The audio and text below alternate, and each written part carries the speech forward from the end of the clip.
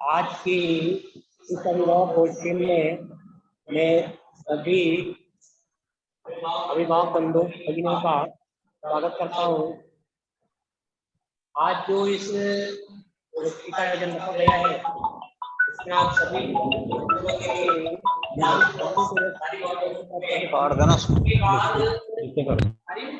आपको जो सुझाव है वो अपनी बात आप साथ में रख सकते हैं। यदि बैठक के बीच में जो अपने अवधि बनाई गई है वो 40 मिनट की है। यदि बीच में मीटिंग बढ़ जाती है आप लगने लगे।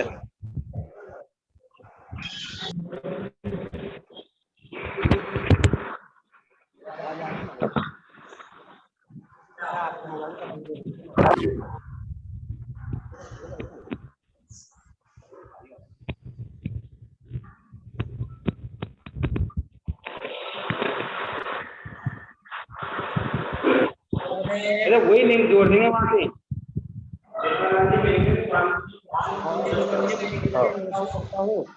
आज की जो अभिभावक बैठक है उसका शुभारंभ करने से गायत्री मंत्र करावे और बैठक का शुभारंभ करे। श्रीमान वाल्मीकि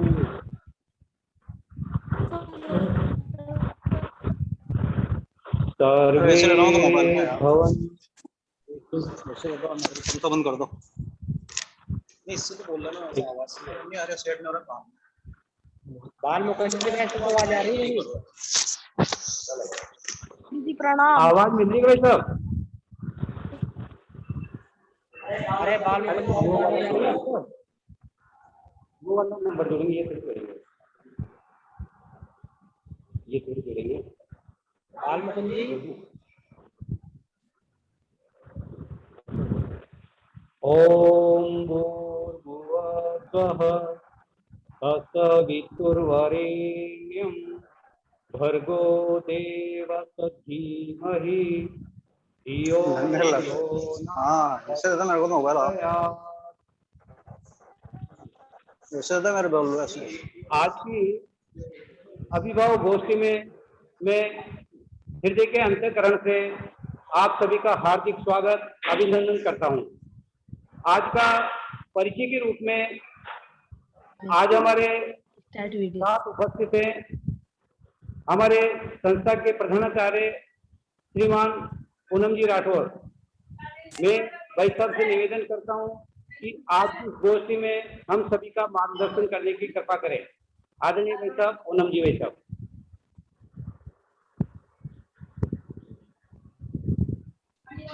सर्वोच्च मुकुट हिमालय, पुण्य सलिला नदियां एवं पवित्र तीर्थों से युक्त सर्वप्रथम भारत के पुनीत वसुधा को नमन करता हूं। विद्या भारती अखिल भारतीय शिक्षा संस्थान से संबंध रखने वाला आदर्श विद्या मंदिर माध्यमिक विद्यालय झालावाड़ का एक अभिनव प्रयोग है, जहां संपूर्ण संसार कोरोना की महामारी से त्रस्त है, प्रभावित है। ऐसे में हम सब लोग जानते हैं कि सबसे अधिक अगर किसी क्षेत्र को प्रभावित किया है तो वह है शिक्षा क्षेत्र। विगत 2 वर्षों से आपके अपने भाई बहनों की जो शिक्षा है वो अत्यधिक प्रभावित हो रही है। ऐसे में हम सब जानते हैं और समय समय पर विभिन्न कार्यक्रमों के माध्यम से विद्यालय के में आगमन के माध्यम से और आचार्य दीदी जब अभिभावक संपर्क के माध्यम से अपने घर पर आते हैं तो हम सबने ये कि ये जो विद्यालय है ये कुछ अनूठा विद्यालय है, अन्य विद्यालयों से कुछ हटकर है। तो अन्य विद्यालयों से हटकर है ये शब्द जब मैं बोलता हूँ तो ध्यान में आता है कि अपना विद्यालय एक पारिवारिक संगठन है। जैसे हम भाई बहनों का प्रवेश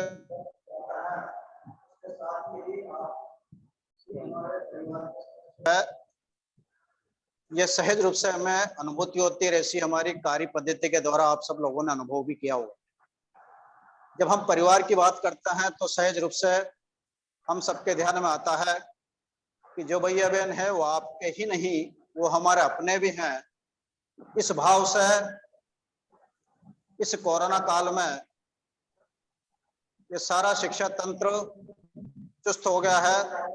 ऐसे में जब हम भैया बहन शब्द बोलते हैं तो ध्यान में आता है कि केवल हाथ पे हाथ धर के बैठे रहने से काम नहीं चलेगा। इसलिए स्वामी विवेकानंद ने एक बहुत ही अच्छी बात कही है, अंधेरों को क्या धिक्कार है, और मिलकर एक दीप जलाएं। लाइट चले जाने पर विद्युत विभाग को गाली देने से प्रकाश नहीं होता। परिवार का कोई भी सदस्य अगर दीप प्रज्वलित कर लेता है तो सहज रूप से प्रकाश हो जाता है, उजाला हो जाता है।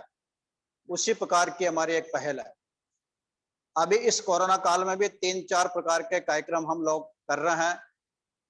जितने भी भैया बहन विद्यालय में पढ़ते हैं उनके क्लास टीचर के माध्यम से इस कोरोना काल में हमारे परिवार की स्थिति किस प्रकार की रही, उसकी आपके हालचाल को जानना, भैया बहन की परवरिश इस समय पर किस प्रकार से की जाए उसकी जानकारी देना, अर्थात विचारों का आदान प्रदान, और आपका हमारा संबंध और प्रगाढ़ हो, सशक्त हो, इसको निमित्त मानकर परिवार संपर्क भी हमारा चल रहा है।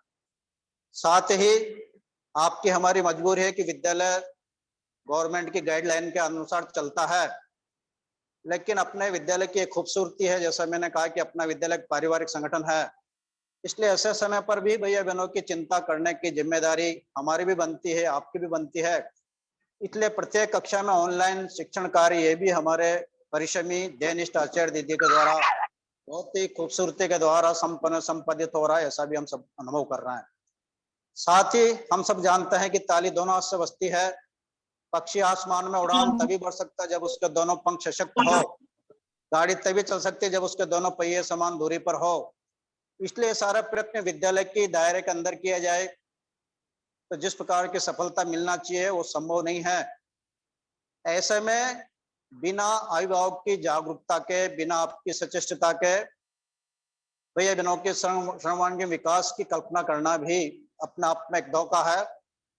इसलिए सूक्ति को चरितार्थ करने के लिए ये ऑनलाइन कक्षा से गोष्ठी 10वीं की हो चुकी है, 9th की हो चुकी है, 8वीं की हो चुकी है, और आज कक्षा 5 से लेकर के 7 तक के अभिभावकों की ये सेमिनार ऑनलाइन के माध्यम से चल रही है। छोटे छोटे दृष्टांत के माध्यम से मैं अपना विषय स्पष्ट करना चाहूंगा। लगभग 8 साढ़े 8 वर्ष का बालक प्रातःकाल अपने घर से बिना किसी को बताए चला जाता है। भोजन का समय होता, हम सब जानते हैं, माताएं भी इस कार्यक्रम से जुड़ी होगी। माता को ममता की प्रतिमूर्ति माना जाता है, वात्सल्य की प्रतिमूर्ति माना जाता है, और बच्चे की परवरिश का सबसे अधिक दायित्व जिम्मेदारी माँ की ही होती है। इसलिए जैसे ही भोजन का समय होता है तो माँ को अपने बालक की याद आती है। जब निहारती है अपने बालक को, इर्द गिर्द नहीं देखने पर उसकी बेचैनी बढ़ती है। बाहर आंगन में आकर भी चौतरफ अपनो दृष्टिपात करती है, परंतु कहीं भी अपने बालक को न पाकर उसकी बेचैनी का ग्राफ लगातार बढ़ता जाता है। दोपहर हो जाती है, संध्या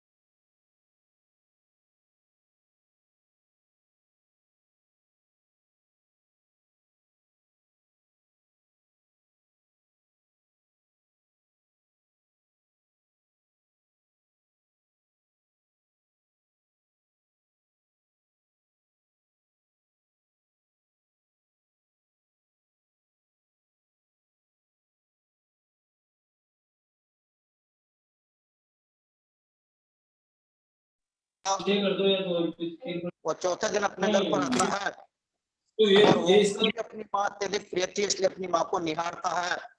ध्यान में आता है उसकी माँ एक कमरे के एक कोने में निडाल होकर खड़ी हुई है, लगातार आंखों में सरसुदारा बह रही है। बालक नटखट था, उसने अपनी माँ के चेहरे पर, आंखों को अपने हाथों से बंद किया। माँ थी ना, इसलिए जैसे ही बालक के कोमल हाथों में स्पर्श होता है, माँ पहचान लेती है कि ये तो मेरा अपना सिब्बू है। उसको अपनी गोद में लेती है, उसके सिर को चूमती है, उसको लड़ाती है और उसके मुंह से निकलता है, सिब्बू तू कहाँ चला गया था, मेरे तो जान ही निकल गई थी। बालक नटखट था, बहुत ही प्रेरक बात। उस 8 वर्ष का 8.5 वर्ष का बालक कहता है कि माँ, जब मैं छोटा था तब मुझे अपनी दादी जी अपने गोद में खिलाते समय इस प्रकार की कहानियां मुझे सुना करते थे कि बेटे ये जो चराचर है, चाहे वो जड़ होगा चेतन होगा, उस सब में उसी परमात्मा का निवास है, जिसको हमने कहा है आत्मत्म सर्वभूतेषु। तो आत्मा मुझ में है, चेतन में, ये हमारी कल्पना नहीं है, हमारे ऋषि मुनियों द्वारा हमें हस्तांतरित हुआ है। ऐसी माँ कहा करती थी। इस विद्यालय में पढ़ता था, वहां भी गुरु जी इसी प्रकार का पाठ पढ़ाया करते थे। माँ इस जड़ चैतन्य में, वनस्पति में, जीव जंतु में, सभी में वही परमात्मा निवास करता है। जैसे आप में हम में जीव होता है, इसी प्रकार इनमें भी इसी प्रकार का जीव होता है। इसलिए इनकी हमें सेवा करना चाहिए, परोपकार करना चाहिए। ऐसा जब मैंने सुना और प्रातःकाल जब मैंने पत्रिका पढ़ी तो ध्यान में आया कि अपने पास में एक हैजा फैला हुआ है, बीमारी, और लोगों को सहायता और शुश्रूषा की नितांत आवश्यकता है। इसलिए माँ दादी की द्वारा कही हुई कहानी और विद्यालय के गुरु जी का कथन मुझे याद हुआ, और मुझे थोड़ा मन में डर था कि शायद तो मुझे मना कर देगी, इसलिए बिना बताए मैं चला गया। दृश्य देखा तो मेरे रोंगटे खड़े हो गए। उनकी सहायता और शुश्रूषा में मैं इतना तल्लीन हो गया माँ कि मैं तेरे को बताना ही भूल गया। ये कथन जैसे ही समाप्त हुआ, माँ ने अपने बेटे को अपने सीने से लगा लिया और जैसे उद्गार निकलता रहे, बेटे तेरे कृत्य और कृतित्व, तेरे क्रियाकलाप से मुझे ऐसा लगता है सिब्बू तो आगे चलकर एक महान व्यक्ति बनेगा। माँ का कथन चरितार्थ होता हुआ दिखाई देता है। हमारा देश स्वतंत्र था, अंग्रेजों का शासन था, अंग्रेजों को अपने देश से भगाने के लिए वो बालक संपूर्ण संसार में घूमता है, युवाओं की शक्ति को एकत्र करता है, जयघोष देता है तो मुझे फंदो मैं तुम्हें आजादी दूंगा। वो बालक था महाभारत का सच्चा सबूत सुभाष चंद्र बोस। इस चिंतन से, इस विचार से, इस प्रकार के संवेदनशील बालक खड़ा हो, जिनका अपने माता पिता के प्रति, अपने दादा दादी के प्रति, अपने परिवार समाज के प्रति और आगे चल के इस राष्ट्र के प्रति उसके हृदय में संवेदनशीलता का भाव हो, समर्पण का भाव हो, श्रद्धा का भाव हो। इस चिंतन में से ही विद्या भारती का प्रादुर्भाव हुआ है, जो 1952 में प्रारंभ हुआ है। लेकिन ये जो कल्पना हमने की है, इस प्रकार के बालक बालिका का निर्माण हम चाहते हैं, तो ये केवल विद्यालय के 4 दीवारी के अंदर संभव है क्या? तो फिर मैंने कहा कि बालक का सर्वांगीण विकास जब कल्पना करता है तो उसके 3 आयाम है। पहला आयाम है अपना घर परिवार, अपने घर परिवार का वातावरण है। उस परिवार में रहने वाले, चाहे दादी जी होंगे, दादाजी होंगे, माता पिता होंगे, भैया होंगे, बहन होंगे, उनका व्यवहार है, उनका आपसी संबंध है। और दूसरा है विद्यालय और तीसरा समाज। लेकिन समाज आप और हमारे नियंत्रण में नहीं है, लेकिन ये 2 चीजों के माध्यम से हम बालक के विकास की कल्पना कर सकते हैं। इसलिए परिवार एक सशक्त कड़ी है। अगर हम बालक के सब प्रकार के चौमुख के विकास की कल्पना करते हैं तो बिना परिवार के जागरूकता के, बिना परिवार के सहयोग की ये कल्पना भी व्यर्थ होगा। इसलिए हमारा जोर सबसे अधिक परिवार पर ही रहता है। इसलिए भैया बहन की उंगली पकड़कर हम आपको अपना घर समझकर इस भाव से हम आपके घर तक आते हैं, क्योंकि परिवार को जागृत करना है। और दूसरा है विद्यालय। विद्यालय में सभी प्रकार की गतिविधि चलती है। इसलिए परिवार में किस प्रकार का परिवेश चाहिए, ये भी एक दृष्टांत के माध्यम से मैं स्पष्ट करना चाहूंगा। एक राजा था, जहां तक हो सकता था वो अपने राजकुमार के साथ ही भोजन किया करता था। जैसे ही रानी ने उनको भोजन की थाली रखी, जब उन्होंने दाएं बाएं देखा तो बालक को राजकुमार नहीं था, वो आंगन में खेल रहा था। और हम सब जानते हैं कि बच्चों को खेल बहुत अत्यधिक प्रिय है। राजा के 3 बार 4 बार आवाज लगाने के बाद भी बालक नहीं आता है तो राजा निराश हो जाता है और वो रानी से निवेदन करता है कि मैं तो 4 बार आवाज लगा चुका हूं, आप 1 बार आवाज लगा के देखिए। रानी ने जैसे ही बहुत धीमे स्वर में, मधुर स्वर में 1 बार आवाज लगाई। बालक को खेल प्रिय होता है, लेकिन माँ की आवाज जैसे ही उसके कान में पड़ी वो बालक खेल कूद बंद कर देता है और तुरंत उल्टे पैर अपने घर की ओर प्रस्थान करता है। जैसे ही बालक का राजा के पास आकर बैठना होता है, राजा के मन में एक प्रश्न चिन्ह बनता है, एक जिज्ञासा जागृत होती है और वो रानी को कहता है कि आपकी आवाज में ऐसी क्या कशिश है, ऐसा क्या आकर्षण है कि आपके एक बार आवाज लगाने पर ही राजकुमार आ गया और मेरे 4 बार आवाज लगाने पर भी बालक नहीं आया। तो उस माँ ने जो उत्तर दिया वो भी आपके हमारे लिए प्रेरक है और यही हमारे परिवार का आधार है। इसी आधार पर हमारा परिवार पल्वित व पुष्पित होता है, आगे बढ़ता है और परिवार के आप सभी सदस्यों में आपस में मन प्रेम, विश्वास, एक दूसरे के प्रति श्रद्धा, एक दूसरे के प्रति समर्पण का भाव, इसलिए हमारे प्राचीन काल में और आज से 10 साल 15 साल पहले और आज भी ऐसे अनेक परिवार होंगे जो संयुक्त परिवार के रूप में विद्यमान है, उसका आधार भी यही है। इसलिए वो रानी, आपको स्वयं को भोजन करना था, आपने इस स्वार्थ से आवाज लगाई और मुझे बालक को भोजन कराना था, इस निस्वार्थ भाव से मैंने आवाज लगाई, इसलिए बालक दौड़ा हुआ आया। अर्थात चाहे माँ होगी, बड़ा भाई होगा, दीदी होगा, हम सब जो आपस में जुड़े हुए हैं वो एक आत्मिक पारिवारिक भाव से जुड़े हुए हैं और उसका आधार है निस्वार्थ और समर्पण, आत्मीयता, प्रेम और स्नेह, और यही हमारे विद्यालय का आधार है। इसी आधार को लेकर हम कार्य कर रहा है। ये जो सभी चीजें हैं, इन सभी चीजों में मैंने 3-4 गोष्ठी में भी कहा है कि बालक, स्वामी विवेकानंद ने भी कहा कि शिक्षा वो है जो बालक को स्वाभिमानी बनाए, जो बालक को आत्मनिर्भर बनाए। ये गुण अगर बालक में है तो वो परिश्रमी भी होगा, वो उद्यमी भी होगा, उसका पढ़ाई का स्तर भी अच्छा होगा। इसलिए चाहे वो 6ठी कक्षा में बच्चा पढ़ता होगा, आपका 5वीं पढ़ता होगा, 7वीं पढ़ता होगा, 8वीं पढ़ता होगा, लेकिन इस ऑनलाइन बैठक के माध्यम से मेरा आग्रह निवेदन ये है और विशेष रूप से माताओं को कि बालक आपका स्वावलंबी बनाए, आत्मनिर्भर बनाए। और आजकल के जो बालक है जो जी चुराते हैं, आजकल श्रम के प्रति उनमें निष्ठा का भाव कम हो रहा है, परिश्रम का अभाव सा दिखाई देता है। इसलिए उसका स्वयं के जो छोटे छोटे काम है, चाहे रात्रि के समय पर पढ़ाई करता होगा, पढ़ाई करने के उपरांत ठीक है बच्चा भूल जाता होगा, शयन कक्ष में जाने लगता है, लेकिन उसकी किताबें कॉपी इसी पर है, तो माँ को एक टोकना चाहिए, स्वयं न कर बालक को कह के देखो बेटा मैं गुरुजी से बात करूंगी, आपकी इन किताबों को वापस बैग में रखो और यथास्थान स्थान पर रखिए। बालक जैसे ही विद्यालय से घर आता है तो विद्यालय का घर जाने के बाद अपने वेश को खोलने का हमारा आग्रह रहता है। इसलिए विद्यालय का वेश स्वयं बालक खोले और कोई निर्धारित स्थान पर रखने का उसका स्वभाव बनाए। इस बात के लिए माँ हो तो माँ टोके, दादी जो टोके, होगी छोटी छोटी बातें, सुनने में हमको सामान्य सी बातें लग रही होगी, लेकिन इन्हीं छोटी छोटी बातों से व्यक्ति के व्यक्तित्व का विकास होता है, उस बालक का निर्माण होता हुआ दिखाई देता है।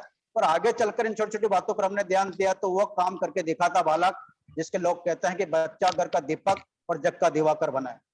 आपका बालक आपके वजह से नहीं, उसके क्रियाकलाप की वजह से उसके माँ बाप जाने जाए, लोग बच्चे के माध्यम से आपको जाने के रामलाल जी के पिताजी हैं, ये वंदना बहन की मम्मी जी हैं, ये तब संभव होगा जब आपका बालक गुणवान होगा। इसलिए वो स्वयं का अपना काम, चाहे वो पढ़ाई का विषय होगा, वेश वाला विषय होगा, पदवेश खोलने का विषय होगा, और थोड़ी बड़ी क्लास में बालक पढ़ता है तो धीरे धीरे उसका आत्मनिर्भरता गुण बनना चाहिए। तो मेरा आग्रह है कि बालक अपना स्वयं का काम जो उससे संभव हो सकता है, जो हमें लगता है कि ये काम बच्चा स्वयं कर सकता है, उस काम के लिए बालक को मोटिवेट करिए, उसको प्रेरित करिए। और आपको कई व्यवहारिक कठिनाई दिखाई देती है, परेशानी दिखाई देती है, तो उसके लिए अपना विद्यालय सशक्त माध्यम है। आचार्य दीदी का बच्चा फैन होता है, उसके प्रति उसकी श्रद्धा होती है, इसलिए उसके संबंधित क्लास टीचर से आप बात करिए ताकि इस अवस्था में ही बालक श्रमनिष्ठ बने, उद्यमी बने, परिश्रमी बने। और ये काम बिना प्रयास के संभव नहीं होता है। इसलिए ध्यान में आता है कि एक परिवार में एक इकलौता बेटा था और उसके पिताजी उस बालक को नियमित रूप से विद्यालय छोड़ा करते थे। हम सबको ध्यान में कि आज से 30 साल 40 साल पहले मोटरसाइकिल है, वाहन का अभाव सा था, साइकिल का ही बोला बाला था, इसलिए उसके पिताजी रोज उस बालक को साइकिल से छोड़ने जाया करते थे। एक दिन उसके पिताजी के मन में एक प्रश्न बनता है, मैं कब तक इस बालक को साइकिल से विद्यालय छोड़ने जाया करूंगा, अब ये बड़ा हो गया है, इसलिए इसको खुद को साइकिल चलाना आना चाहिए, सीखना आना चाहिए। ये बात उसने परोक्ष रूप से रखी और उस बालक को जैसे ही वो बाहर निकले तो 10 कदम जैसे घर से बाहर निकले तो पिताजी साइकिल से उतरते हैं और अपने बालक को कहता है कि बेटा आप सीट पर बैठिए, हैंडल पकड़िए और पेडल मारिए। बालक कहता है कि पिताजी मैं तो साइकिल चलाना आती नहीं मुझे, मैं गिर जाऊंगा, मेरा एक्सीडेंट हो जाएगा। उसके पिताजी उसको डांडस बंधाता है। देख के जब हमारा पॉजिटिव सोच होता है और बालक को सिखाने की प्रवृत्ति हमारे मन में होती है, तो किस प्रकार से बच्चों को सिखाया जा सकता है? तो बालक को पिताजी कहते हैं कि बेटे मैंने तेरी पीठ पर हाथ रख रखा है और पीछे की सीट को मैंने पकड़ रखा है, आप चिंता मत करिए, जब भी बालक साइकिल चलाएगा और साइकिल लड़खड़ाएगी तो मैंने पीछे से बंद पकड़ रखा है। पिताजी पर उसको विश्वास था। बालक सीट पर बैठा, हैंडल पकड़ा, पेडल मारना प्रारंभ किया। पिताजी ने जैसे पीछे सीट पकड़ रखी थी, 5 कदम 6 कदम साइकिल आगे बढ़ती है, धीरे उन्होंने अपना हाथ खींच लिया, साइकिल लड़खड़ाई, लेकिन बालक साइकिल चलाना सीख गया। लेकिन उस बालक के मन में एक प्रश्न बना, अपने पिताजी के प्रति शिकायत, कि मैं जैसे छुट्टी होगी तो अपनी माँ के सामने अपने पिताजी की शिकायत करूंगा, तो आप तो पिताजी मुझे साइकिल से गिरा ही देते माँ। ऐसा विचार उस बालक करता है। छुट्टी के बाद वो घर जाता है, अपनी माँ को कहता है कि मामा आज तो पिताजी मुझे साइकिल से गिरा ही देते, उन्होंने इस प्रकार का क्रियाकलाप मेरे साथ किया। माँ आपकी तरह समझदार थी, वो माँ कहती है कि बेटे इसमें पिताजी ने कोई गलत नहीं किया है, प्रयास करने से ही सिद्धता आती है, प्रयास करने से ही सफलता अर्जित होती है। कोई भी काम बिना प्रयास के संभव नहीं होता है, हम सब जानते हैं। और प्रयास को ही संघर्ष का पर्याय कहा जाता है। ये जितने भी महापुरुष है जिनको आज हम महापुरुष मानते हैं, अपने पड़ोस में रहने वाला बालक, चाहे IAS होगा, RS होगा, डॉक्टर होगा, चिकित्सक होगा, इंजीनियर होगा, बहुत बड़ा व्याख्याता होगा, बहुत बड़ा प्रोफेसर होगा, जब उसके जीवन चरित्र को देखेंगे तो प्रारंभ में बाल्यकाल से ही उसके जीवन में श्रमनिष्ठा थी, परिश्रम का भाव था, अपना काम स्वयं करना यह दृष्टि थी उसकी, इसलिए आज उस ओहदे पर गया है। इसलिए बिना प्रयास के सफलता की कल्पना करना भी व्यर्थ है। इसलिए इन छोटे छोटे कामों के माध्यम से बच्चा आपका प्रयास करे, बिना प्रयास के कोई भी काम संभव नहीं होता है। इसलिए मेरा आग्रह इस गोष्ठी के माध्यम से यह है कि जितने भी अभिभावक जुड़े हुए हैं, आप एक संकल्प करिए कि बालक का जो उससे संबंधित कार्य है, जो स्वयं कर सकता है, उसको स्वयं को करने दीजिए, उसको प्रोत्साहन करिए। और दूसरा विषय मेरा है कि इस कोरोना काल में घर ही विद्यालय हमने एक कल्पना दी है, तो बालक सुबह से लेकर के शाम तक घर पर ही रहता है। इसलिए आप सबसे मेरा आग्रह है कि आज पूरी दुनिया अर्थोपार्जन के पीछे पड़ी हुई है। जब हम पत्रिका चाय के चुस्के के साथ पढ़ते हैं तो 2 प्रकार की बातें निकल कर आती है। किस प्रकार का समाज में व्यक्ति का नैतिक पतन होता हुआ दिखाई दे रहा है। उसकी सैलरी होगी 1.5 लाख रुपए, उसका वेतन होगा 2 लाख रुपए, लेकिन जब हम पत्रिका पढ़ते हैं तो अमुक व्यक्ति 5,000 की रिश्वत पकड़े हुए देते हुए पकड़ा गया। 2 लाख सैलरी होने के बाद भी 5,000 में व्यक्ति बिकता हुआ दिखाई देता है। इसका महत्वपूर्ण कारण है कि आज हमारे समाज में संस्कार विहीन पीढ़ी का निर्माण होता हुआ दिखाई दे रहा है। यह भी एक पक्ष है। दूसरी, पत्नी ने अपने पति को मारकर दीवार में चुनवा दिया, एक पत्नी ने अपने बच्चों को जहर दे दिया। ऐसे अनेक प्रकार की घटनाएं आज हम चाय की चुस्की के साथ प्रातःकाल पत्रिका में पढ़ सकते हैं, टेलीविजन पर देख सकते हैं। ये जो सारी चीजें ध्यान में आ रही है, ये सारी चीजें इस बात का परिचायक है। जमाना को दोष देने की आवश्यकता नहीं है। आज पूरा समाज, पूरी दुनिया अर्थोपार्जन, पैसे कैसे कमाए जाए, केवल इसमें लग रहा है। और हम भी जानते हैं कि बिना अर्थ के सारा व्यर्थ है। अर्थ का भी अपना आप में एक महत्व है, लेकिन अर्थ ही सब कुछ है, ये हमारी बहुत बड़ी गलतफहमी है। इसलिए मेरा निवेदन के माध्यम से है कि आपकी हमारी रियल पूंजी, वास्तविक पूंजी है बच्चे। तो जैसे हम अर्थोपार्जन के लिए परिश्रम करते हैं, न दिन देखते हैं, न रात देखते हैं, न बरसात देखते हैं, न गर्मी देखते हैं, और लगातार हम परिश्रम करते हैं, बहुत अच्छी बात है, अर्थोपार्जन करना चाहिए, क्योंकि उसका भी समाज में महत्व है। अपने परिवार के पालन पोषण के लिए प्रथम प्रायोरिटी है उसकी, लेकिन वही सब कुछ ऐसा नहीं है। इसलिए अपने बच्चे की परवरिश के लिए, आप अपने बालक की शिक्षा दीक्षा के लिए भी हम समय का समर्पण करते हैं क्या? इसलिए हमने पर्याप्त धन कमा लिया होगा, गाड़ी घोड़े हमारे पास होगा, 4 प्लाट हमारे पास होगा, लेकिन हमने बच्चों को समय नहीं दिया। और इन चीजों पर अगर हमने ध्यान नहीं दिया तो आगे चलकर आपके प्रॉपर्टी है, प्लाट है, गाड़ी है, इन सबको वो बेच सकता है। इसलिए हम सभी को ये ध्यान देने की आवश्यकता है। जो मेरा साथ निवेदन किया, इन गोष्ठी के माध्यम से सप्ताह में 1 दिन 10 मिनट का समय हो सकता है क्या, आधा घंटा का समय होता है क्या, अपने बालक के साथ बैठकर उसकी अभिरुचि जानने का प्रयास करिए, उस बालक को समझने का प्रयास करिए, उस बालक के हाथ पर, पीठ पर हाथ रखकर उसको प्रोत्साहन करने का प्रयत्न करिए। जिन जिन परिवारों में भी अपने बच्चों को समय दिया जाता है, माँ बाप अपने बच्चे के साथ बैठते हैं, उसकी पढ़ाई की बातचीत करते हैं, विद्यालय संपर्क बनाए रखते हैं, ऐसे बालक आज बड़े बड़े ओहदे पर हैं और जो बच्चे एट प्रेजेंट में उस विद्यालय में पढ़ रहे हैं उन बालकों में आमूल चूक परिवर्तन, चाहे वो लेख का विषय होगा, चाहे वर्तनी का विषय होगा, चाहे उसका परीक्षा में नंबर का विषय होगा, चाहे उसका व्यवहार पक्ष होगा, चाहे उसका संस्कार पक्ष होगा, इन सभी चीजों में आमूलचूक परिवर्तन होता हुआ दिखाई देता है। इसमें आप सभी अभिभावकों से जो इस कार्यक्रम से जुड़ा हुआ है उनसे मेरा करबद्ध निवेदन है कि वर्तमान में आपकी जो रियल पूंजी है, वास्तविक पूंजी है, वो बच्चे हैं। इसलिए बच्चे के लिए आप समय का समर्पण करिए। मैं आपसे नहीं कह रहा हूं कि आप रोज उनके साथ बैठिए, लेकिन सप्ताह में एक दिन हो सकता है क्या, 3 दिन में एक दिन हो सकता है क्या, 15 दिन में एक दिन हो सकता है क्या। तो इससे बच्चे का शैक्षिक स्तर में सुधार भी होगा, उसके व्यक्तित्व में निखार भी आएगा। और बालक की अभिरुचि क्या है, जब उसके पास बैठेंगे तो आपको ध्यान में आता है कि एक बहुत अच्छा गायककार बन सकता है क्या, एक बहुत अच्छा चित्रकार बन सकता है क्या, ये अमुक क्षेत्र में अपना सिद्धता प्रकट कर सकता है क्या। तो जब हम उसके केवल उसका व्यवहार का स्तर नहीं, उसकी अभिरुचि भी हमारे ध्यान में आएगी। और सबसे बड़ी बात जो है, माँ बाप का बच्चे के पीठ पर हाथ रखना ही पर्याप्त होता है, इससे बहुत बड़ी संबलता बालक को मिलती है। इसलिए इस आबाद आपके के समय में मैं समय का चाहे अभाव होगा हमारे पास में, फिर भी हमें अपने बच्चे के लिए समय निकाल कर हम समय।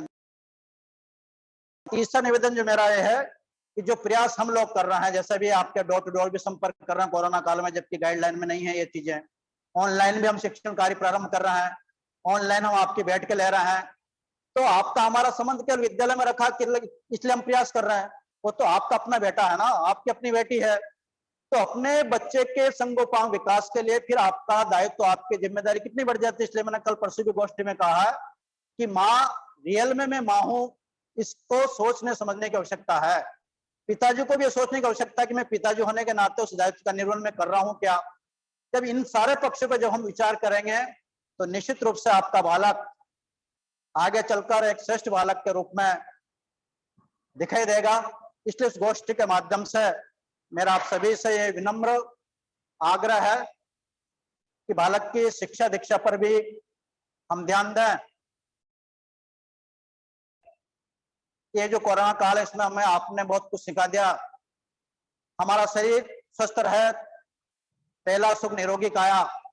इसलिए सभी परिवारों में हल्का फुल्का शारीरिक ये हमको प्रारंभ करना चाहिए, बच्चे से भी हमारा आग्रह होना चाहिए। इसलिए कहीं कहीं शारीरिक की व्यवस्था अपने घर पर भी हमको प्रारंभ करना चाहिए। और दूसरा जो है मेरा आग्रह वो है आहार विहार। बालक का खान पीन पर भी हमें पर्याप्त ध्यान देने की आवश्यकता है, क्योंकि आजकल के जो बालक है परिश्रम करना चाहता है, बहुत कुछ करना चाहता है, लेकिन उसकी स्टेमिना नहीं है, शरीर में उसमें क्षमता नहीं है, शरीर में दम नहीं है। और हम सब जानते हैं कि बालक के में शरीर आए, वो ऊर्जावान बने, इसके लिए उसका जो आहार है उसमें पर्याप्त मात्रा में सब्जी खाने का उसका स्वभाव बना है, रात्रि फ्रूट खाने का उसका स्वभाव बना है। अब इसमें कई व्यवहारिक कठिनाई हमको दिखाई देती है, तो मैंने आपसे निवेदन कर रहा हूं कि विद्यालय इसका सशक्त माध्यम है। संबंधित गुरुजी से आप बात करिए, संबंधित दीदी से आप बात करिए। तो सभी प्रकार की चीजें खाने का स्वभाव जब बातचीत का बनता है, तो हम सब जानते हैं, साइंस आपने पढ़ी है कि सब चीजों में विटामिन हो सकता है, अलग अलग चीजें होती है। उससे उस बालक में क्षमता आएगी, वो ऊर्जावान बनेगा और आगे चलकर वो अपने बलबूते पर वो काम करके दिखाएगा जिससे सुनकर जानकर आपको मुझे आश्चर्य होगा। अगला निवेदन है मेरा कि ये सब चीजें होने के साथ साथ पर्यावरण संरक्षण और संवर्धन, इसलिए बालक मुझे कोई आपत्ति नहीं है ना, लेकिन मेरा आग्रह है कि उस जन्मदिन के अवसर पर कोई पर्यावरण संरक्षण संवर्धन की दृष्टि से एक पौधा लगाया जा सकता है क्या। बालक के जन्मदिन के अवसर पर बालक से पौधा लगवाकर उसका साल भर की साल संभाल की जिम्मेदारी दी जा सकती है क्या। जितने साल का बालक होता है उतने दीपक जलाए जा सकते हैं क्या। ये प्रवृत्ति जब बच्चे में डालते हैं तो संस्कार को आगे बढ़कर आध्यात्म से जुड़ता है। इन सभी बिंदुओं पर जब हम ध्यान देते हैं तभी ही एक अच्छे परिवार की कल्पना की जा सकती है। और अच्छे परिवार में जब बच्चा बड़ा होता है, पलता है, तो चाहे उसको महापुरुष कहें, चाहे हम उसको श्रेष्ठ कहें, चाहे उसको हम गुणवान बालक कहें, ऐसा गुणवान बालक आपका बनता हुआ दिखाई देगा जिस पर आपको और मुझे फक्र और गर्व की अनुभूति होगी। इसलिए इन छोटे छोटे बातों के माध्यम से मैंने निवेदन किया है कि यह विद्यालय अन्य विद्यालय की तरह नहीं है, ये एक पारिवारिक संगठन है, आप हमारे परिवार के सदस्य हैं।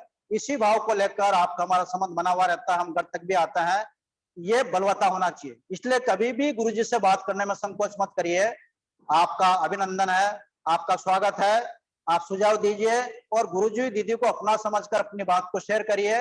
आप पर हमारा केंद्र बिंदु बच्चे हैं, आप हम दोनों मिलकर ही बालक का सर्वांगीण विकास कर सकते हैं। इसलिए मैंने प्रारंभ में कहा था कि बालक के विकास में 3 लोगों की बहुत महत्वपूर्ण भूमिका होती है। पहला उसका घर परिवार में उसके सदस्य, दूसरा विद्यालय और तीसरा समाज। अब समाज आप हमारे बस का विषय नहीं है, लेकिन मैंने कहा कि 2 विषयों पर हम ध्यान दें तो निश्चित रूप से बालक का सर्वांगीण विकास हो सकता है। और ये सब चीजें बिना लक्ष्य के संभव नहीं होती है। इसलिए आज एक संकल्प लें, समय समर्पण करने का, बच्चे साथ बैठने का, विद्यालय से बराबर संपर्क रखने का।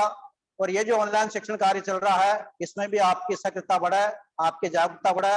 बच्चे से पूछ, ताकि विद्यालय नहीं चलने के बाद भी बालक आपका शिक्षण से बराबर जुड़ा हुआ रहे, उसकी दिनचर्या बराबर बनी हुई रहे, और उसकी जो प्रकृति है विद्यालय में जो रहती है उसी प्रकार की प्रकृति उसके घर पर भी बनी रहे। ये आपकी जागरूकता पर ही निर्भर करता है। और जागरूकता आती है संकल्प से, और संकल्प जागरूक होता लक्ष्य से। इसलिए अंत में मैं 4 बातें, 4 पंक्ति के माध्यम से अपनी बात समाप्त करना चाहूंगा। आज पहले से निकट है देख लो लक्ष्य अपना, आज पहले से निकट है देख लो लक्ष्य अपना, पग बढ़ाते ही चलो शीघ्र होगा सत्य सपना। ज्योति के चिर पुंज हैं हम, फिर हमारे काम कैसा, लक्ष्य तक पहुंचे बिना पथ में पथिक विश्राम कैसा, पथ में पथिक विश्राम कैसा। जितने भी महानुभाव इस कार्यक्रम से जुड़ा हुआ है उन सबका मैं हृदय से धन्यवाद ज्ञापित करता हूं। और मेरा फिर पुनः निवेदन है, इस कोरोना काल में भी हम अपने बच्चे का कई प्रकार के गुण विकसित कर सकते हैं। इसलिए आप सतत विद्यालय के संपर्क में बने रहें, विद्यालय की जो गतिविधि चलती है उसकी जानकारी बराबर बनाए रखें। और जैसे हम प्रयत्न कर रहे हैं उसका लगभग 1/4 प्रयत्न भी अगर आप अपने बच्चे के लिए करते हैं तो निश्चित रूप से आपका बालक घर का दीपक, जग का दिवाकर बन सकता है। इसमें कोई अतिशयोक्ति नहीं है। इसलिए आज नहीं तो कल होगा, हर मुश्किल का हर होगा। विश्वास अगर हो अपने श्रम में तो मरुस्थल में भी जल होगा। इसी उत्तम विचार के साथ आप सबके उज्जवल भविष्य की कामना करते हुए अपनी वाणी को विराम देता हूं। जय हिंद, जय भारत। जो भी अभिभावक बंधु अपना कोई सुझाव देना चाहते हैं वो अपना सुझाव दे सकते हैं।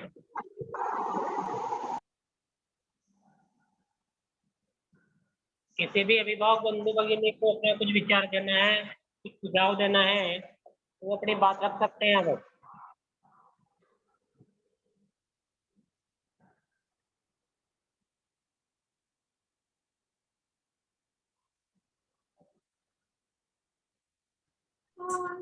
बोलिए साहब, किसी कुछ कहना है क्या?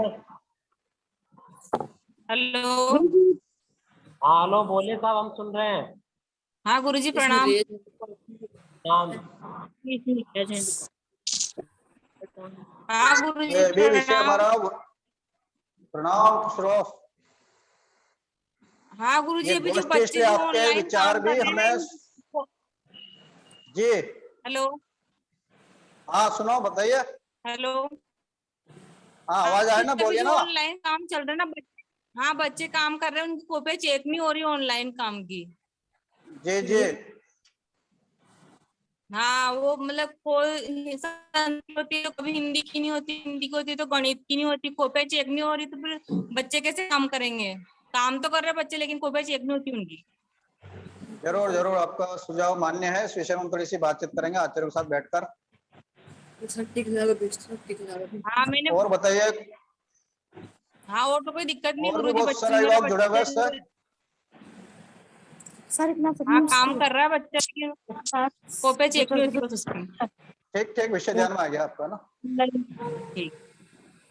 वो बस एक क्लास में घूमती है। तो आप सब लोग केवल सुनने के लिए नहीं बैठे हुए हैं, कुछ सुनाने के लिए भी हैं, इसलिए आपका अभिनंदन है। आप थोड़ा सा अपना सुझाव दीजिए, कुछ बात जो है आपके मन में तो उसको बताइए। अगर बीच में आप बीच में वापस अपने लिंक में जुड़ जाना, भाई एक बार ओके कर देना, वापस जुड़ सकते हैं। यदि मीटिंग बीच में कट जाए, यदि एंड हो जाए तो आप वापस लिंक को ओके कर देना, वापस शुरू हो जाएगी। इसलिए अपन को जो भी अपनी बात रखनी है अपनी बात प्रस्तुत कर सकते हैं। हेलो हेलो हेलो गुरुजी, एक बात और कहनी थी। हाँ जी बोलिए। ये क्या है ना, मतलब जो भी वीडियो बनाते हैं ना गुरुजी, तो वो बहुत बारीक बारीक अक्षरों में लिख रहा है, बच्चों को समझ में नहीं आता है, और ना जूम भी नहीं होता वीडियो है।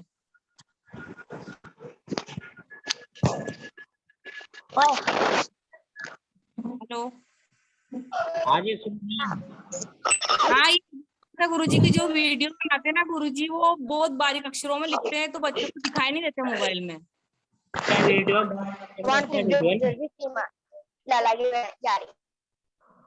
चलो हम हेलो। चर्चा करेंगे उसके बारे में। हाँ, तो बच्चों को नजर ही नहीं आते अक्षर, हम फिर हम बताते हैं, पेरेंट्स बताते हैं पेरेंट्स को, हमको नजर नहीं आते, बहुत छोटे छोटे अक्षरों में लिखते हैं गुरुजी। बिल्कुल बिल्कुल, हम बातचीत करेंगे हम गुरुजी जी से, है ना, थोड़ा स्पष्ट और सुंदर बड़े अक्षरों में लिखने का थोड़ा आह्वान करें। हाँ, हमें पेरेंट्स को समझ में नहीं आते, फिर हम बच्चों को क्या बताएंगे, बहुत से अक्षर मतलब बहुत दिक्कत आती है इनको काम करवाने में।